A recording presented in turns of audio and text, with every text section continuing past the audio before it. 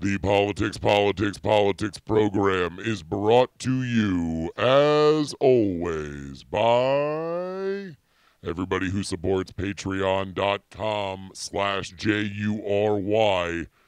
I don't want to say it because I don't want to jinx it, but we are very, very close to a massive goal I never thought that we would hit. It is making me very nervous, and I want to thank everybody who has supported us on any level to get to where we are. Here's the deal. If you love this show and you got some extra scratch kicking around, then go ahead and support at the $3 a week level. You will get 2 extra episodes of this show on Monday and Friday where I go over the headlines. And I've really loved doing them. Thank you guys so much for supporting it. There's really nothing else I have to say. In fact, let's go ahead and cut down on this and make sure that we just go ahead and begin.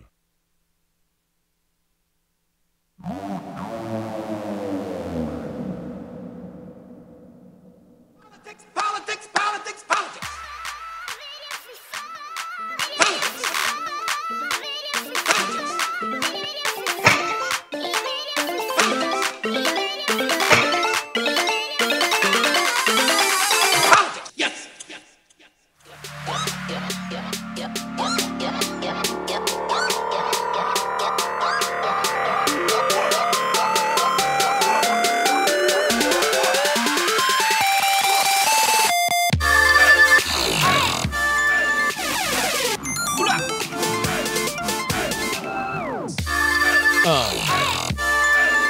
Ladies and gentlemen, welcome to the show. I don't, oh God. I'm already ruining it. I hate this episode already. I'm just going to let you know. I don't like it. It's not my job to like it. It's not your job to like it either. I'm going to do the best I can. I hope that you guys can sally forth with me, but I want to let everybody know that I normally like to come into the show very hot, very hyped. I feel like it's something that sets this show apart from other shows about the politics. Yes, I just said the politics. The reason why is everybody else looks at politics and they're very either professional, good job, or they're downright dour because these are politics. These are not, this is not a kid's game. These are politics, gosh darn it.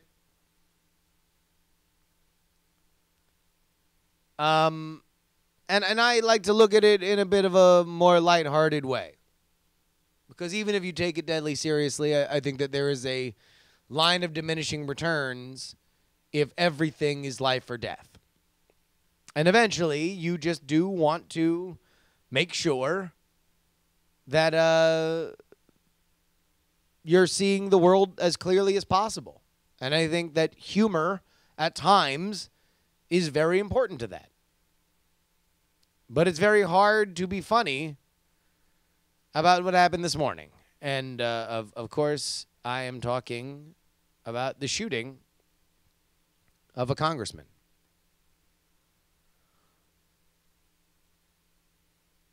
This is Republican whip Steve Scalise shot during a practice for a charity softball game. We read from CNN's story. Representative Steve Scalise, a congressional staffer and member of the Capitol Police Force, was shot Wednesday in Alexandria, Virginia during the Republicans' early morning practice ahead of a charity baseball game. President Donald Trump said the alleged gunman had been killed. Federal law enforcement officials identified the alleged shooter as James Hodgkinson, 66. I don't know what fuck his name. His name was Dickface McGirt of Who Gives a Shit. He was aged, I don't care, of I hope he rots in hell. Because you want to know what? I don't care. I honestly... All right, here we go. We're going to get it off on a rant because here's the other story is that apparently one of the other congressmen that ran into him in the parking lot Ron DeSantis says that he ran into a guy that matched the description of the shooter, and he asked him, are there Republicans or Democrats out there practicing? So here's what you're going to hear, okay? You're going to hear this is a politically motivated act of violence. And I just want to do a quick second and parse exactly what that means, okay?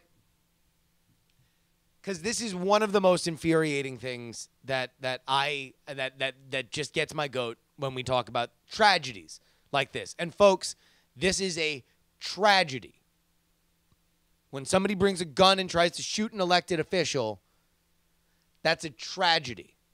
We are very lucky that we are not talking about a death here. Multiple deaths. In fact, if it weren't for the Capitol Police that was on this dude's six because he is the whip, the Republican whip in the House of Representatives, this could and most likely would have been far worse than it was. So big hat tip to the Capitol Police.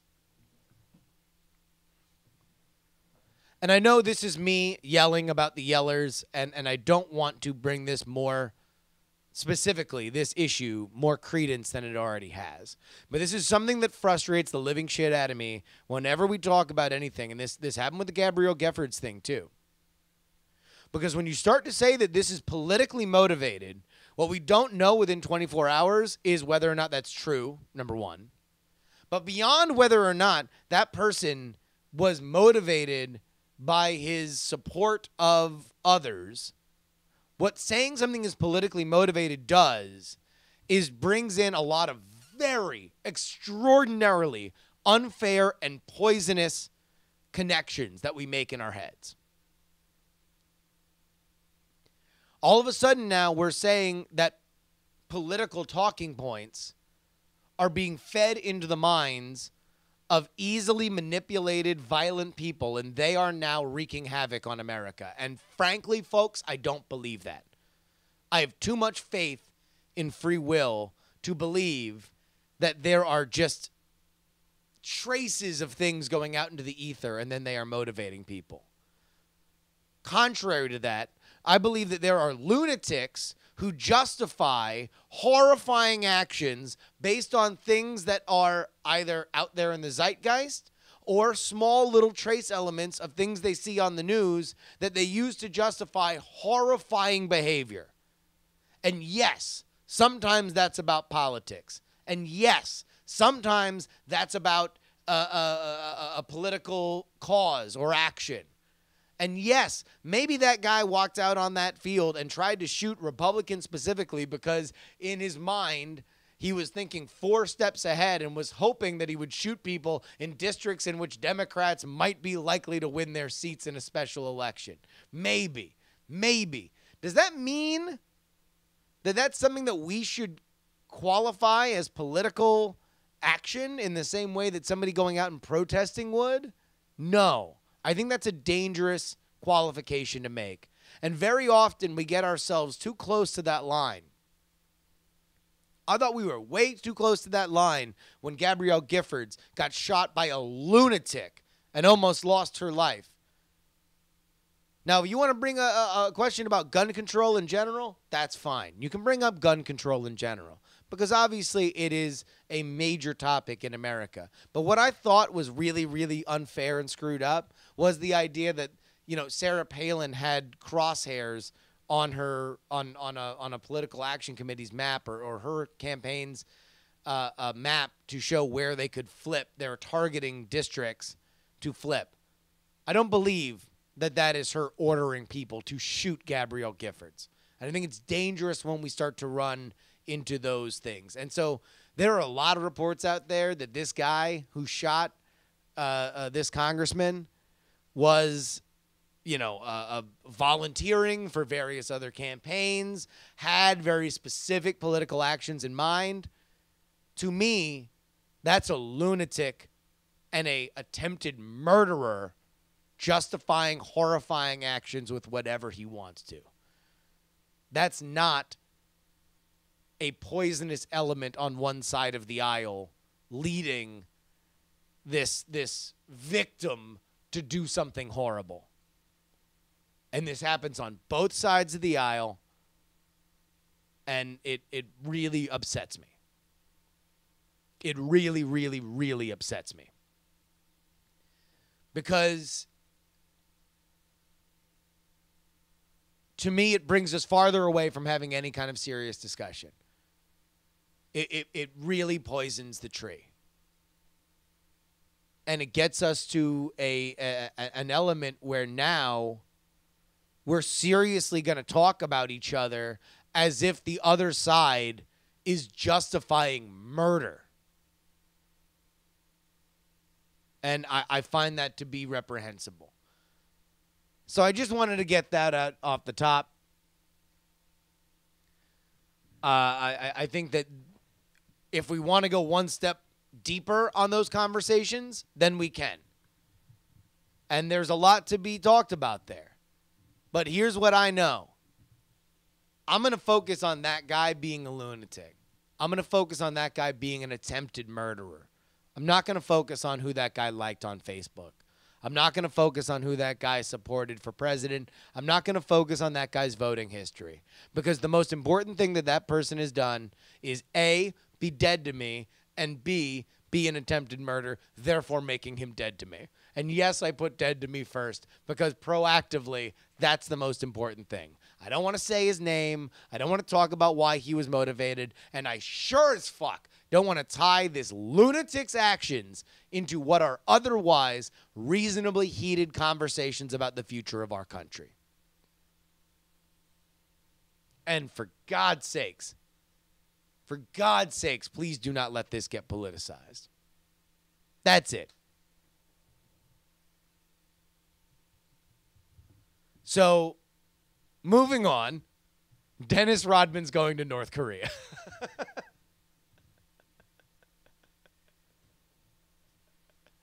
Dennis Rodman's going to North Korea. We can talk about that, right? We can talk about the fact that Dennis Rodman's going to North Korea. This has been suggested on our show multiple times.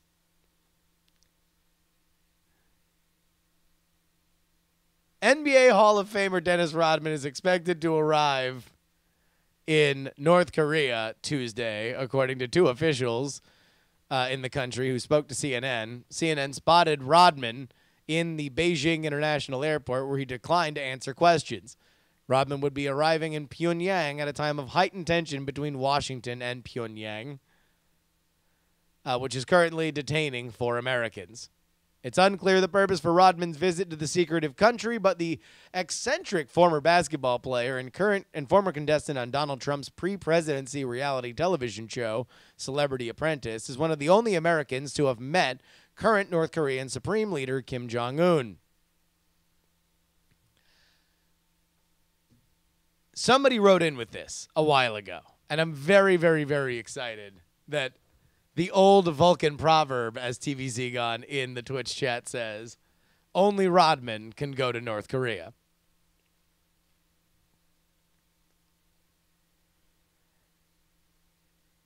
Here's what we know. Dennis Rodman, of course, famous former basketball player on the 90s Bulls. Kim Jong-un, at least in his youth, before he took over North Korea for his father, Kim Jong-il, is and was a huge basketball fan, huge NBA fan. Loved Dennis Rodman specifically. That's why he invited him out to North Korea. Of course, he was also part of the Pistons, says Detroit native Jeremy Lundy.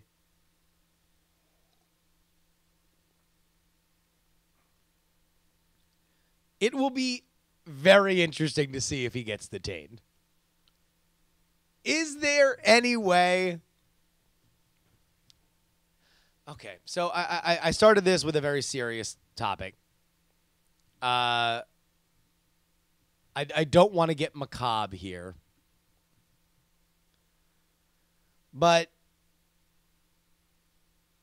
do you guys think it would be the most fun international incident if he did get detained and now there was a tug of war to see whether or not they were going to release Dennis Rodman?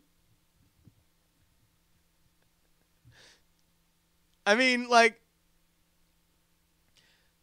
yes, it might bring about nuclear holocaust. Okay? Yes. Let's understand that, yes, it might bring about a nuclear holocaust. But I don't think so. I mean, I think it would be the funniest way to die, right? If we got into a nuclear holocaust because North Korea detained Dennis Rodman and wouldn't give him back, that would be. I don't know. I mean, would it be funny? Would it be funny or not? Are we done palate cleansing? Let's be done palate cleansing. Let's get back to something serious. Donald Trump. Y'all might not remember, but he's the president of the United States. He has obviously been under a lot of pressure lately, and you can say that he's starting to show a little sign of wear and tear. DADV says, wait, Trump is the president? Yeah. Donald Trump. Yeah. No, the reality guy. Home Alone 2. Donald Trump. He's the president now. Huh. Who would have known?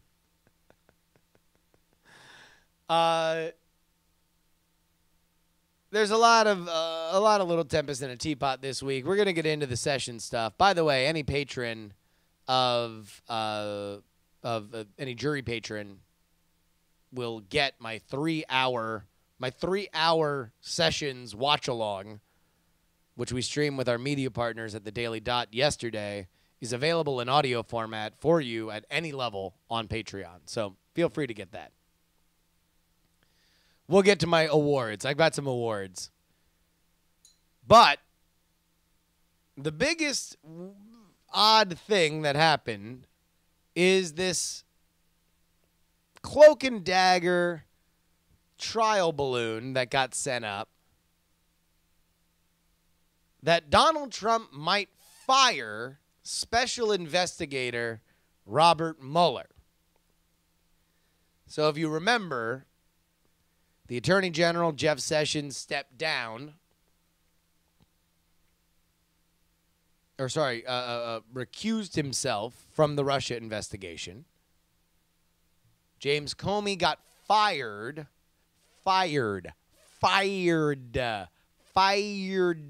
from his dream job. Fired. He went to the Fired Festival by Ja Rule. Fired. And then James Comey released. Oh, yeah, wait. Do we need. Hold on. Here we go.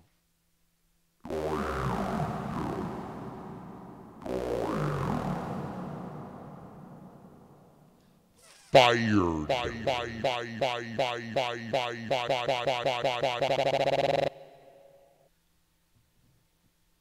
And then leaked some personal memos in the hopes that there would be a special prosecutor assigned, special investigator assigned. Turns out that special investigator was Robert Mueller, former head of the FBI and almost universally respected. So now,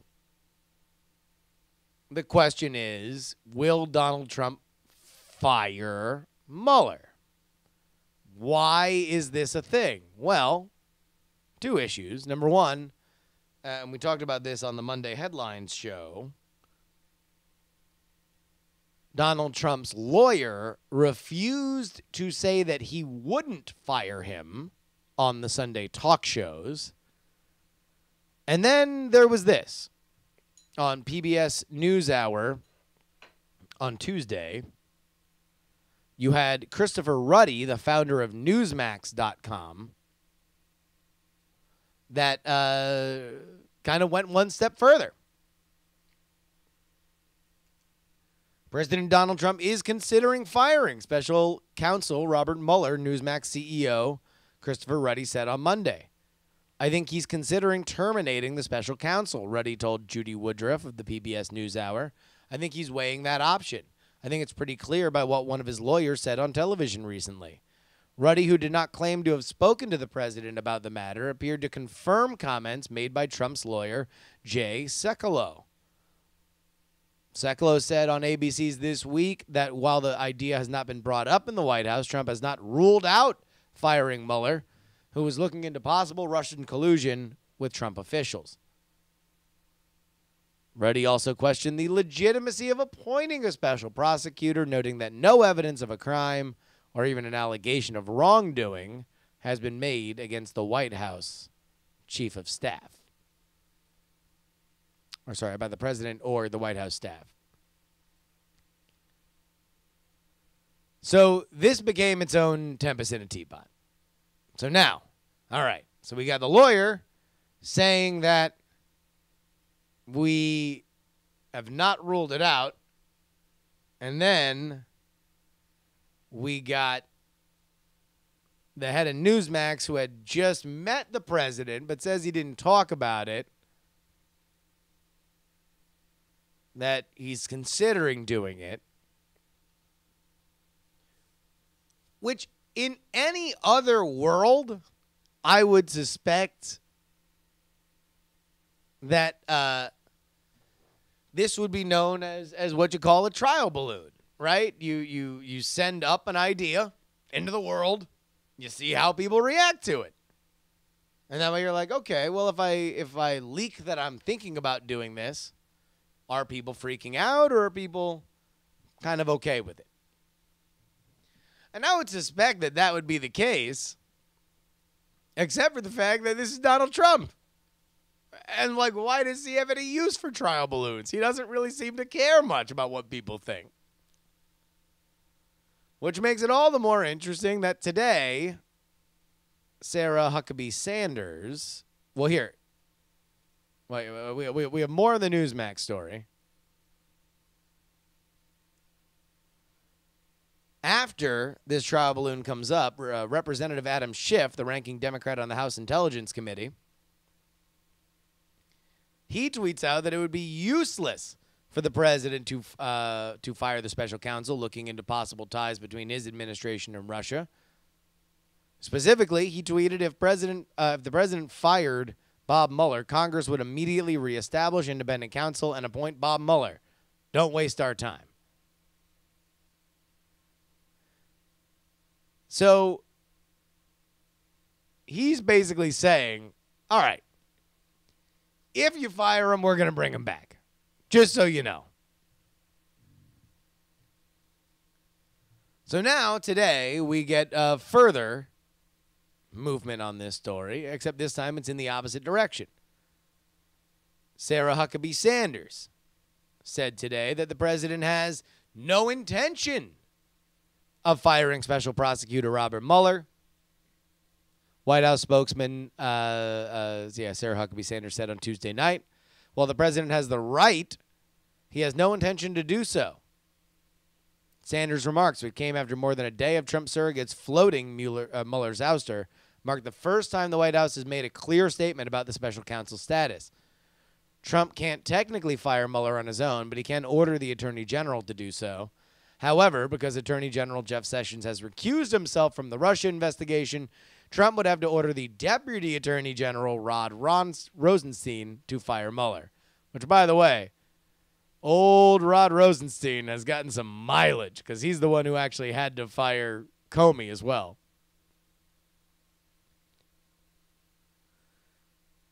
So the White House has officially said they do not plan on firing Mueller, which of course means that Mueller will be fired in about 5 seconds.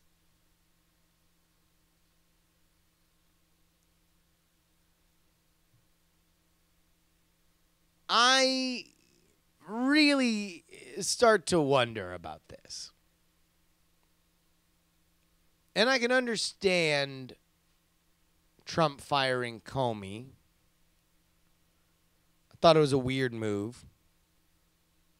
I thought it was something that I didn't exactly see to the end of strategically. But I can understand it. And I can even understand his Russia justification to Lester Holt. Because if he feels like this is being ginned up out of nothing, and now all of a sudden the investigation keeps expanding and expanding and expanding, then you're like, wait a minute. Like, is this like a Whitewater situation where you're going to be looking into my land deals and next thing you know, you're going to be measuring my penis? Like, I don't like where this is going. Either stick to whether or not I did or didn't do something with Russia. I don't think I did. But don't keep expanding and expanding and expanding. Like, that seems weird.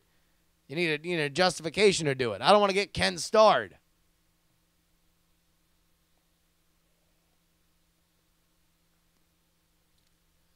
But ultimately, he's got to let something go through.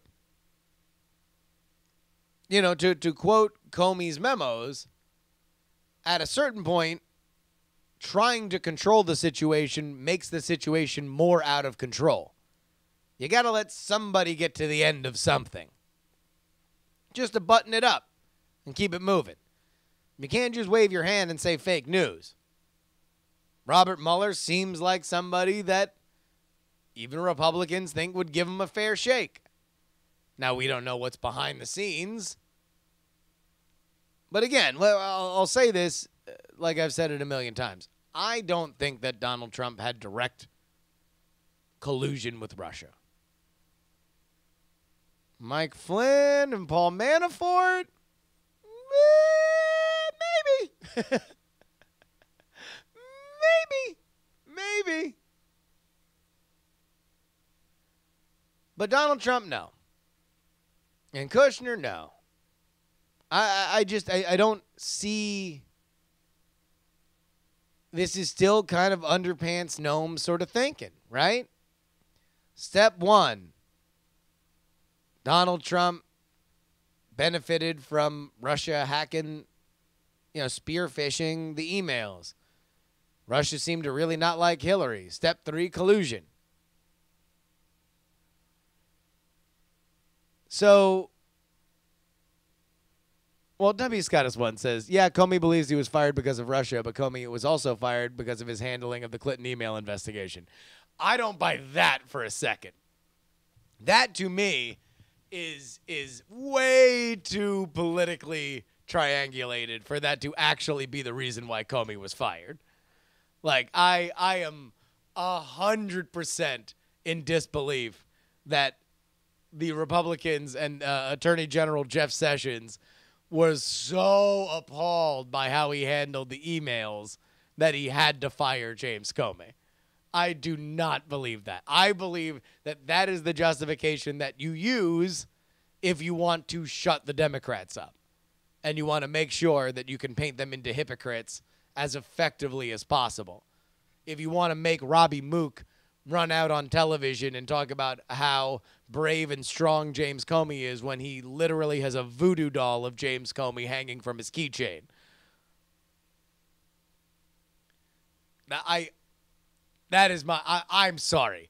That I cannot swallow. And that's why, you want to know what? Let's get into the Sessions thing. I got my awards that I want to give out for the Sessions hearings yesterday. I want to go ahead and give out my awards. Senator Lankford, the Republican, gets my award for the man most effectively playing to r/the_Donald.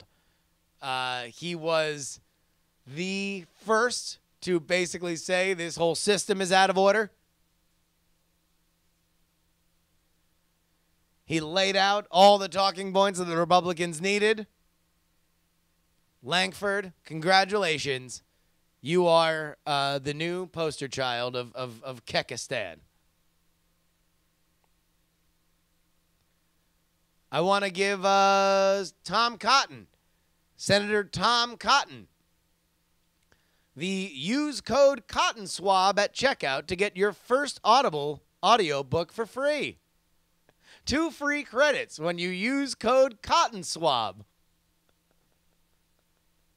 Tom Cotton decided to go over all sorts of various books that people might like. Oh, do you enjoy James Bond books? Do you enjoy the Bourne series?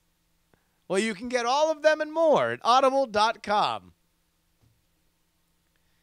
He, again, was a Republican who I did think that Cotton was effective, though. As much as, obviously, he became mimetic very, very quickly, he made the point that, hey, look, this is feature creep. We're going to run down every rabbit hole we can and get further and further away from this simple idea. This entire, all these hearings, all this investigation is into finding out whether or not there was collusion between the Trump campaign and Russia in hacking and distributing the emails. And yet there were no questions about emails proffered by the Democratic senators. They were running down all these other conspiracy theories in Cotton's mind, and that's why he brought up all the spycraft, dead drop, Tom Clancy rigmarole. That how ridiculous is it?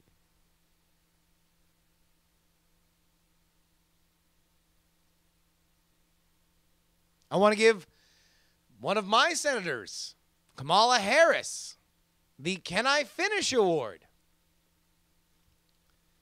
She, in her very prosecutorial tone, tried to do two things with Senator or former Senator Sessions, now Attorney General Sessions. First, she wanted to establish whether or not he had had any written notes, whether he consulted notes leading up to that hearing, and whether or not he would be willing to turn over those notes. This was on the, in the way that a lawyer would, rapid fire questioning. Did you consult notes? Yes or no? If the answer is yes, then are you willing to turn over those notes? Why aren't you answering these questions? Can you show us in detail why you're not invoking executive privilege, and the president has not invoked executive privilege, but you are allowing a long treasured Department of Justice principle that nobody seems to be able to find in writing?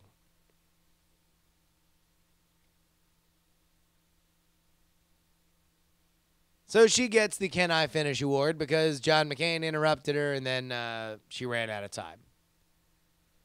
Sessions was definitely trying to run out the clock on her. As at a certain point, he looks right in Kamala Harris's face and says, well, you can't ask me these questions so fast. It makes me nervous. Which is just an amazing way to just be like, well, yeah, I'll tell you, little lady, if you keep asking me these questions, I'm going to start getting a little scared. And also, I'm not here for this, like, let's turn this. I mean, Kamala Harris has made herself a star during these hearings. She is obviously going to be lauded on the left. She is built for fame on the MSNBC side of the aisle. She deserves what she gets. But I'm not here. She doesn't need anybody's help in making her a breakout star by saying, that she's hysterical and let's bring in a lot of these gender classifications. Kamala Harris has stepped up in the spotlight, and she has earned it. She's done a good job advocating for her causes. I'm not here for the, why'd you call her hysterical because she's a woman, yada, yada, yada. It's fine. She's done a great job for her cause. She gets the Can I Finish Award.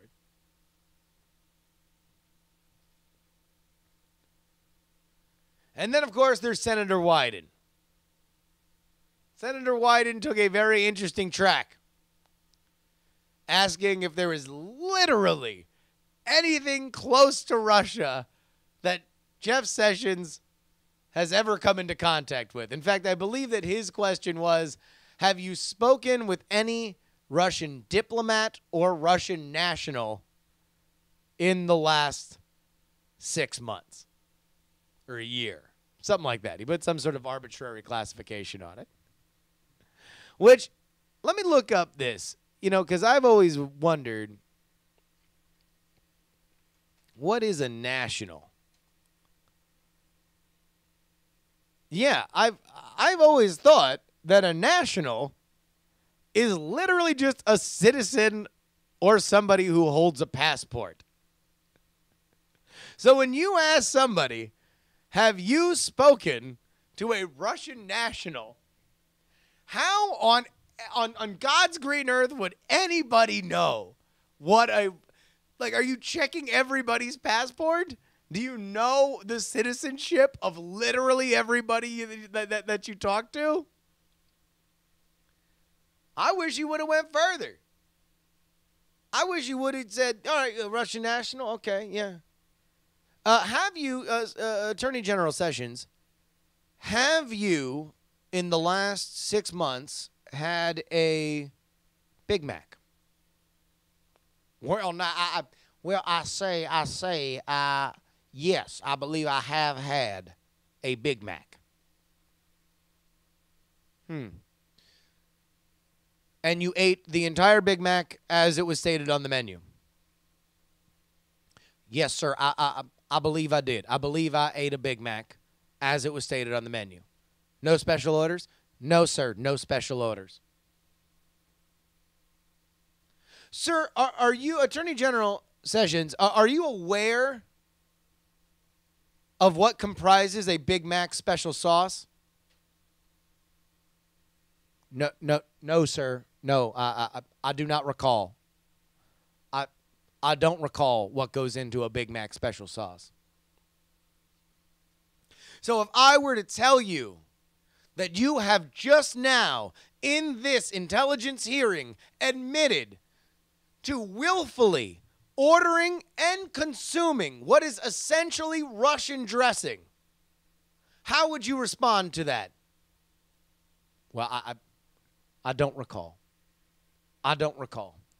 I'm going to invoke non-executive, double secret privilege to not talk about whether or not I had Russian dressing on my Big Mac.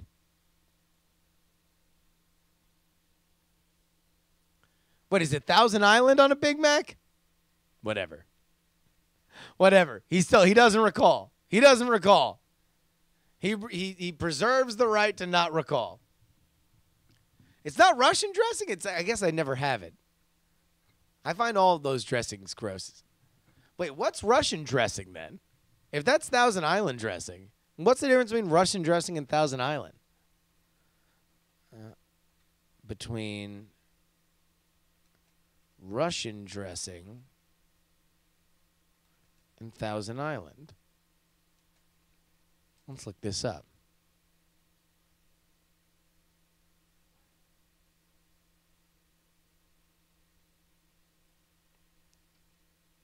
Because they're close, right? Russian versus Thousand Island dressing. Is there a difference between Russian dressing and Thousand Island dressing? If so, what is it? Russian dressing is made with milk fat-based foundation of either mayonnaise or yogurt and sometimes sour cream, but most authentically yogurt. It sometimes includes horseradish and a variety of spices. Historically, Russian dressing has included aspic or gelatin to create a velvety consistency. Thousand Island dressing is very much like Russian dressing, but it is prepared with mayonnaise and ketchup with the addition of small bits and pieces of pickles, peppers, and onions. So, sir, Attorney General Sessions, are you aware that Thousand Island dressing is very close to Russian dressing? No, sir. I do not recall. I do not recall. But, Attorney General, Thousand Island dressing is essentially only Russian dressing, but with small bits and pieces of pickles, peppers, and onions.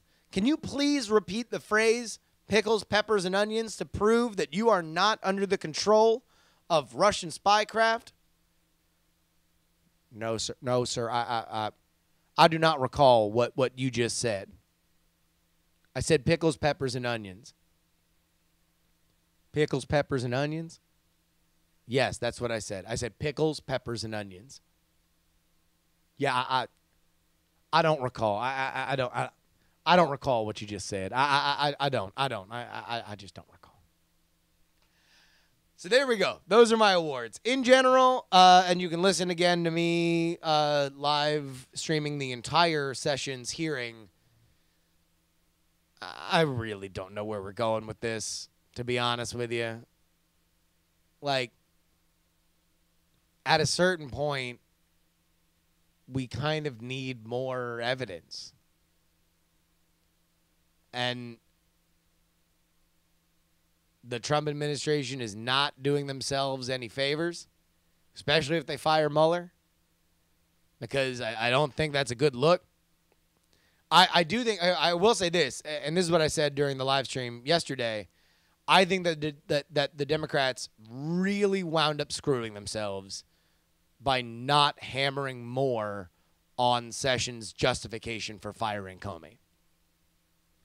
Because, again, I find that justification very weird. Very weird.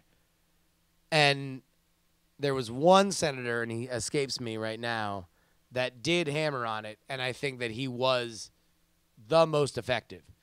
Because you can just run, I mean, otherwise, all the other questions were, did you talk to a guy at a moment during the campaign? He says no. All right. I mean, what are you going to do? Call him a liar? That's fine. Tell him he's dodging and he's being evasive and he's citing weird things. Well, there's plenty of stuff on the record of him saying that, of Trump saying that Comey was doing a great job to intervene back in the election. So why would President Donald Trump now want to fire Comey for doing it? And beyond that, I think that the one senator whose name escapes me did a great job of framing his question to Jeff Sessions on whether or not Jeff Sessions felt betrayed when he and his deputy had written up a very specific reasoning, and then Donald Trump goes on television and says, yeah, I was thinking about the Russia thing. So I don't know where we're going with this. I honestly don't.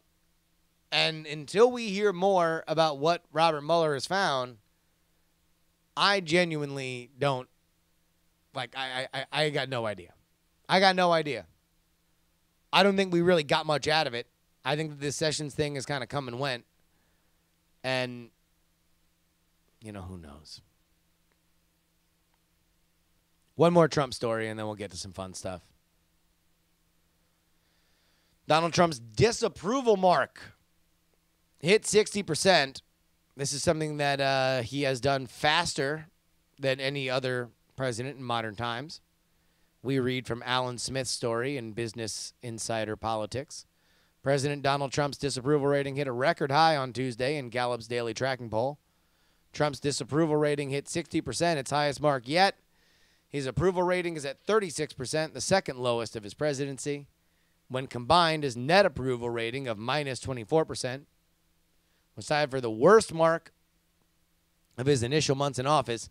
He previously hit that net rating in late March when his approval ratings were at its record low of 35%. Previously, the president who hit 60% disapproval rating the fastest in Gallup's poll was George H.W. Bush, doing so in his 1,290th day in office. Gallup has tracked disapproval ratings for every president since Harry S. Truman. Today is the 144th day of Trump's presidency.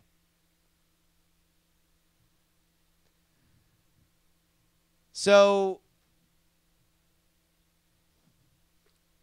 again, I think that I don't quite know exactly how much this matters. But it ain't, really, ultimately, here's where it matters.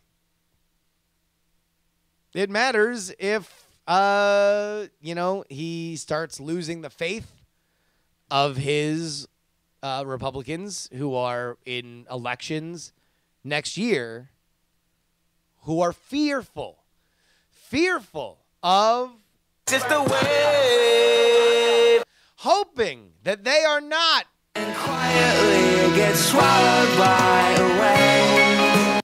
that they are not.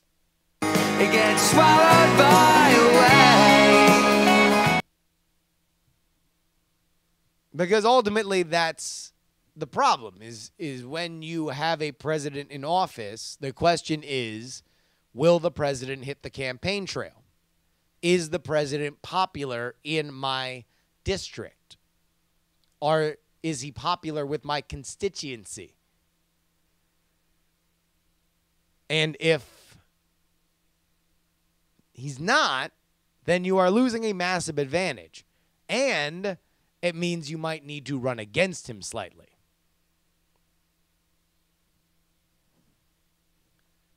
So, we'll see. We'll see. Let's get to something fun. Let's get to something real fun.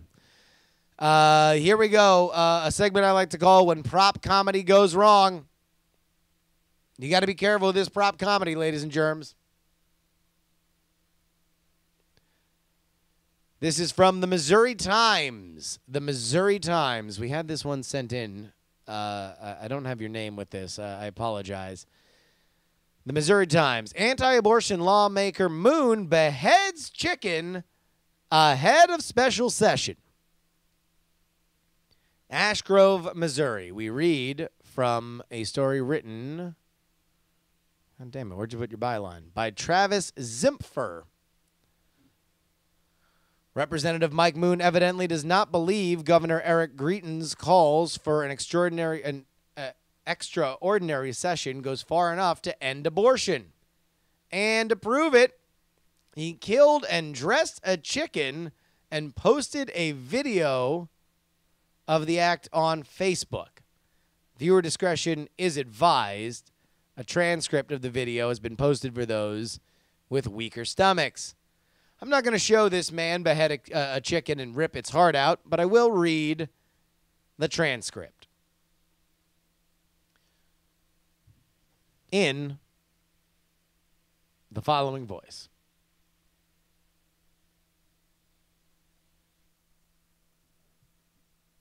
When the governor called for a special session this year, I was right in the middle of my summer job. But, like any good career politician, when I got the call, at this point, he breaks to behead a chicken. I'm going to work. God gave us man dominion over life. He allows us to raise animals properly and care for them and then process them for food so we can sustain life. And that's what I'm doing here with this chicken. So we've been called back to this special session for the primary purpose of supporting life, protecting the unborn specifically. I think we need to get to the heart of the matter here. At this point, the representative tears out the chicken's heart. He tears out the chicken's physical heart to illustrate a metaphor. So today I'm filling a bill that will lead to the stopping of abortion in the state of Missouri, and I hope you'll support it. We go back to the article. Moon has long been perhaps the most vocal and far-right abortion opponent in the Missouri General Assembly since he assumed office in 2013. He has filed multiple pieces of legislation to ban the practice of abortion in the state, but has yet to gain much traction on the issue. He has filed a bill for the second extraordinary session, which the governor called to increase abortion regulations that would continue with this trend. Ew, my God. I mean,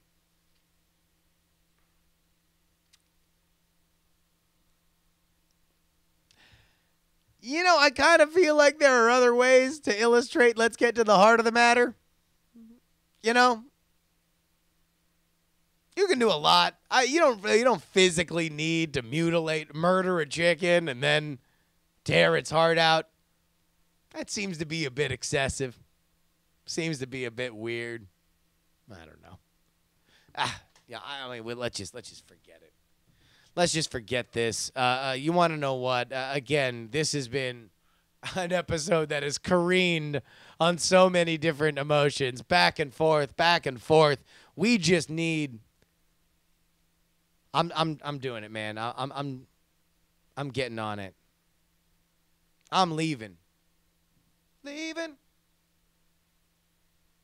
On that midnight train to Georgia. Leaving on a midnight train to Georgia.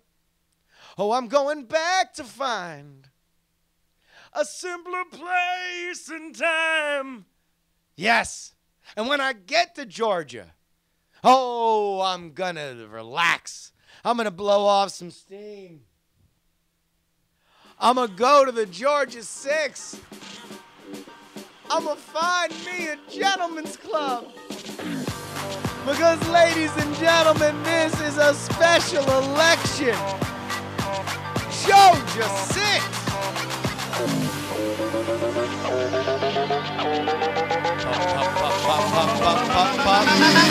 Get on the floor if you got that booty.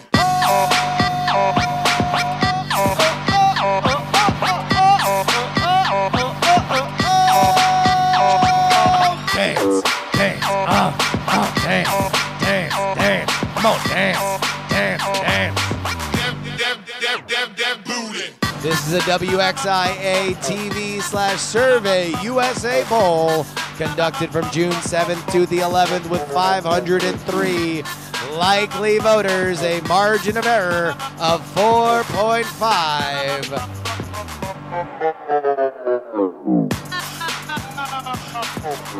We have first, your Republican. She is the Secretary of State of the state. She has got her hands all over it because she's Karen Condon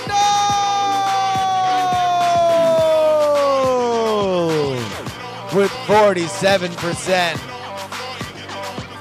And your co-headliner coming to the stage, the Democrat.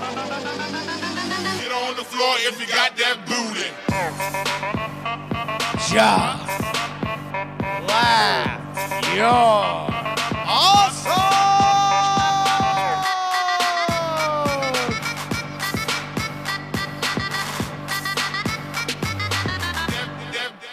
That booty. Your leader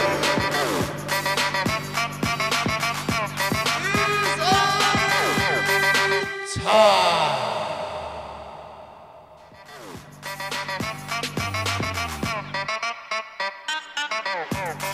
A reminder, ladies and gentlemen, this election takes place next week. Next week. And we are getting tied polling. Tied polling. 47% apiece with a margin of error of 4.5. When you look at the rest of the polling, it seems like John Ossoff has a little bit of a lead. The biggest that we've seen recently was a 7% in a Atlanta Journal-Constitution poll. But this one is going to be close. Renegade says, why is this an election again? Well, so this is not odd. Normally what happens when a new president comes in, he builds a whole new cabinet. When you're building a whole new cabinet, you're taking people from various stages of government. Tom Price, I believe, is now the Health and Human Services Director. No, I might got that wrong. Anyway, the person that used to be in this seat is now part of the Trump administration, And so now they're holding a special election to fill that seat. But because everybody is on guard to see whether or not Just the way. there's a lot of money going into every special election to see if the Democrats can flip any seat. Also, you've seen in the voting returns so far in previous special elections in very deep red areas of the country, including Montana a couple weeks ago, that candidates are running closer than they normally do compared to how voters voted for Trump in the November general election. This is all to say that John Ossoff and Karen Handel are running the most expensive special election in history, and a win by John Ossoff will be heralded by the Democrats that we are only on a countdown clock until the Republican majority is And quietly get swallowed by a wave. So it's going to be hyped. A lot of money. A lot of money has gone into this. These elections happen all the time. Nobody gives a shit. Except for now. And we give a shit. Because I'm doing a goddamn politics podcast every week. Big Jim says, but okay, let me ask this question. Does it really matter? We know that stuff changes for the wave in a few weeks, not 18 months to project. I mean, come on. Yes. I mean, like yes and no. No, it does not matter that much in the gigantic picture, but yes, it matters that there is momentum and that the idea that Trump's unpopularity rating, his unfavorable rating, is real and it is eroding support, because now it does have a real effect in how Republicans vote in the House and how Republicans vote in the Senate if they are now wondering whether or not the votes they cast now will be used against them in their upcoming elections. They will start backpedaling from Trump sooner if a wave becomes more of a political reality, if that makes sense. And also, come on, man. I got to have some shit to talk about on this show. You guys can always give me shit to talk about by emailing theyoungamerican@gmail.com. theyoungamerican@gmail.com. We have another suggestion for our Campaign Chaos Book Club. This one comes in from Rush Enders. Rush Enders writes, hey, how about this one? How about England's ass is haunted by a hung parliament, as written by Chuck Tingle? I'll take it under advisement. Logan writes, I had a much longer detailed email written, but I scrapped it because, well, it was boring and way too long. However, I wanted to get my point to you because I feel like you might have left some points out. You seem to indicate that the testimony, this is the Comey testimony, not the Sessions testimony, was bad for people hoping to push toward a Trump impeachment, and good for Republicans because they successfully painted Comey as biased. But what about Trump? I mean, Comey basically sat there and called him an untrustworthy liar of proportions that has not been seen in his professional career. He admitted that he indeed felt Trump insinuated that he should drop the Flynn investigation, which can't be a good look, and brought up an occasion where Trump dismissed the attorney general while Comey stayed behind, a move that everyone but Trump found to be inappropriate. I haven't really cared for Comey, still salty about him reopening the Clinton investigation, but he does seem to genuinely care about objectivity and justice. As much as I hated it, and I believe he had reasonable evidence to support his decision to reopen the Clinton investigation. To me, his testimony reinforced that he values justice and objectivity, despite Republican attempts to do the opposite. And with that in mind, I think Comey did a pretty decent job of painting Trump as somebody who was skirting the line of obstruction. The testimony alone won't impeach Trump, but it may guide those investigating Trump's road to impeachment. I do think that you may be right with your most favorite theory. I don't think Trump personally had any involvement with Russia, but his attempts to clear his name and look good for his fans by any means necessary might cost him his job. That, again, is my favorite idea. I guess my point on your point, Logan, is that, yeah, he'll be painted as a liar and somebody who's skirting the line of obstruction of justice. I don't really even think that fans of his think that that's untrue. You know, that he plays fast and loose with the truth. I think that fans of his believe that they're in a war. And, of course, he's going to do whatever he can to make sure that he does what's right. He's swimming with sharks, and he's not going to be Mr. Nice Guy. He's going to fight fire with fire, and if that means lying and getting a little close to, obstruction of justice, then whatever, snowflake cucks. That's what it takes to get the job done. A real man. And also, I don't think that the public necessarily finds that to be a shocking revelation. So if we already know that to be true, then where are we going? Right? Chris writes, okay, Gerbs. First off, I owe you some cash. I'll fire up the Patreon. But I'm going to make it a rather large month, and then I'll back down to normal. I want two things, though. First, to buy some Guinness and Jameson for that irate nationalist email I'll be sending after drinking my Guinness and Jameson. And I want the P&G finals for your stickers so I can put them in my computer race car. Already changed the driver name to Salty Tushwood. Three of the things that I have, if you chose Carrie Henselman for your Southern tour following my advice, A, order banana bread, loaves that are there for the road, so good. Bring your own booze. Her husband, Jim, will have found that have hidden before you, so you'll have drank it. I'll PayPal you some cash. Okay, I have no idea what's going on here. 4 is about things in my email. The book Shattered, How Velociraptor Pollsters F My Ass and Turn Them Straight is No Longer Gay by Chuck Tingle seems much different than the book you wrote about. I may have screwed that one up. Chris, I love you. I have no idea what that was about, and I can't believe that I pasted it into the doc to read it. I love you. Scale writes, Dear Mr. Robert Young, all magic emanates from the butthole. We're getting some weird emails these days here, folks. We got the best weird emails, don't we, folks? Bride Chan writes, regarding last week's email about who you should trust to get your news from, which sources are reliable, I thought I'd chime in. Who do you trust is asking the wrong question. Number 1, trust nobody. What is it? DTA, you stupid piece of trash. Don't trust anyone.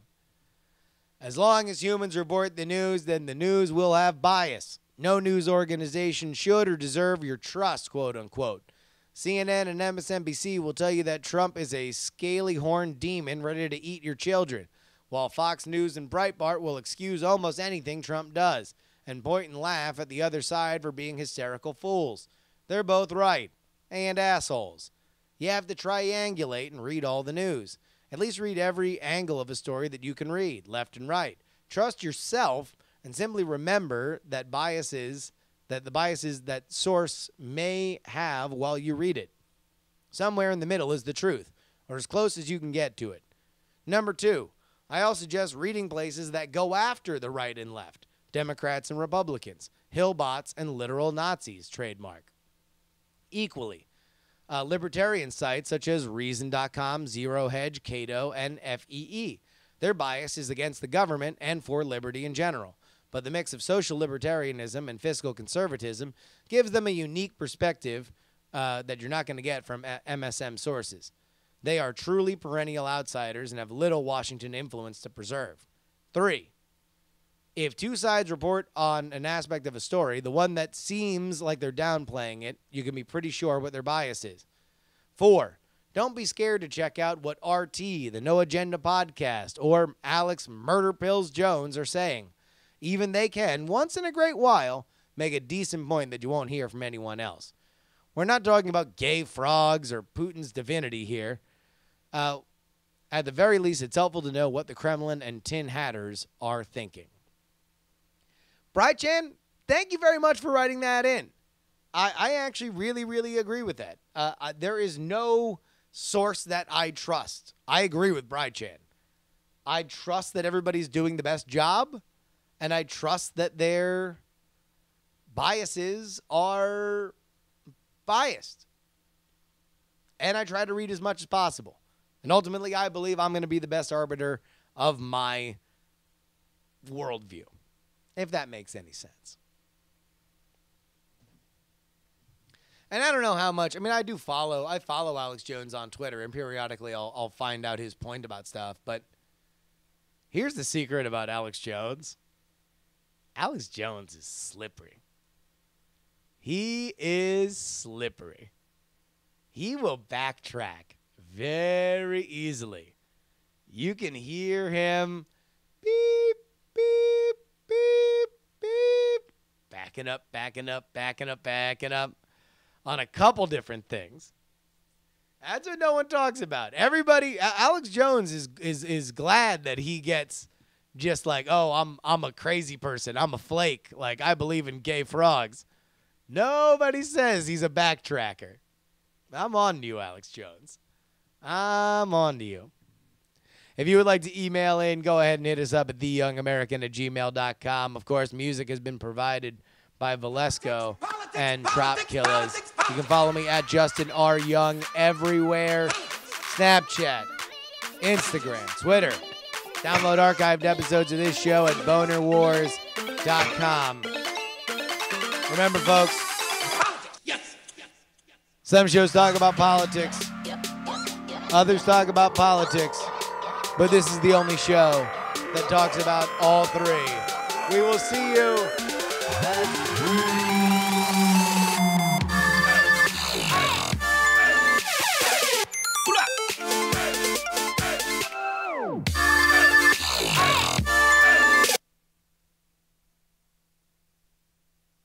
Diamond Club hopes you have enjoyed this program.